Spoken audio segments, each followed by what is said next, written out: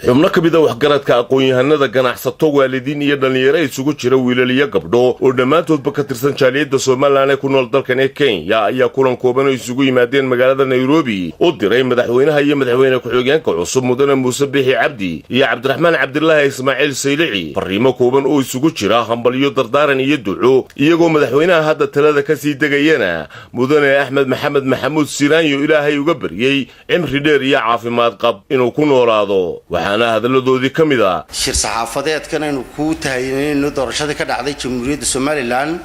cidii guuleysatay cidii hore u haysay xusbiyadii qaran iyo ciidamada madaxweynihii xilka hayay madaxweynaha soo galay madaxweynaha qudhiso madaxweyne qofka haduu heerka soo garo madaxweyne sida uu aan u tartamay sida uu aan u hambaliyay sharafteena gabadha aynu hambaliyeenina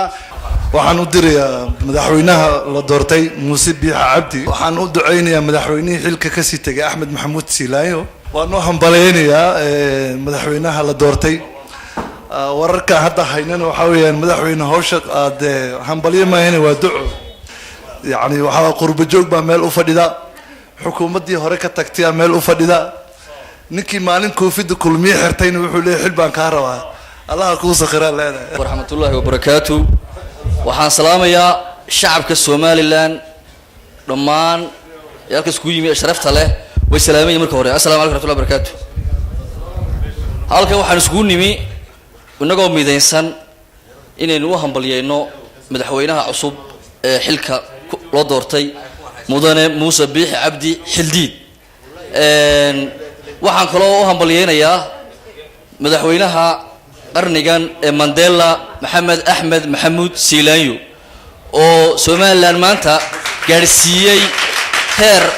ay taariikh qori doonto Rahmaan Rahiim horta waan salaamayaa dhammaan dadweynahan ka soo qayb galay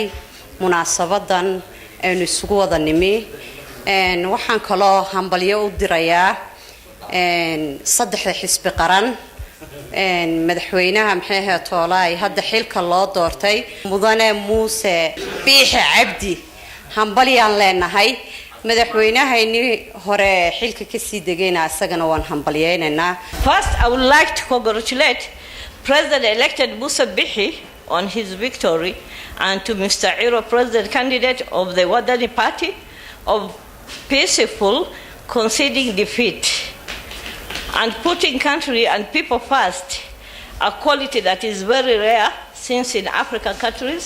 and highly revered. waxa kaloo halkaasi hambalyo iyo duco uga diray madaxweynaha iyo madaxweyne ku-xigeenka gudoomiyihii iyo gudoomiye ku-xigeenkii hore ee jaaliyadda Soomaaliland iyo sidoo kale gudoomiyaha jaaliyadda Soomaaliland ee dalka Kenya ee xilligan lagu jiro Siciid Dubad Cali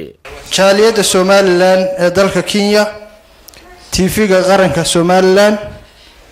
oo soo agaasimay xafladan aadka u qiimaha badan taas oo lagu xusayo soo dhaweynta madaxweynaha cusub Soomaaliland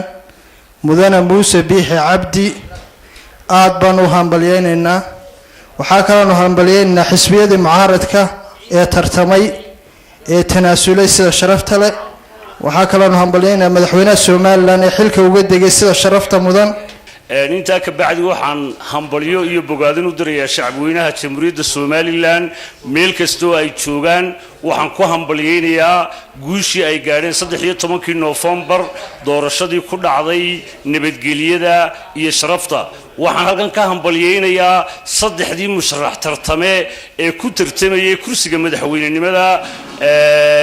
midimaanta guuleystay waxaan kaloo hambalyeynayaa madaxweynaha Jamhuuriyadda Soomaaliland ee xilka wareejinaya Axmed Maxamed Maxamuud Siiraanyo mar labaad waxaan si gaar ah u hambalyeynayaa madaxweynaha cusub ee Jamhuuriyadda Soomaaliland loo doortay mudane Muuse Biixi Cabdi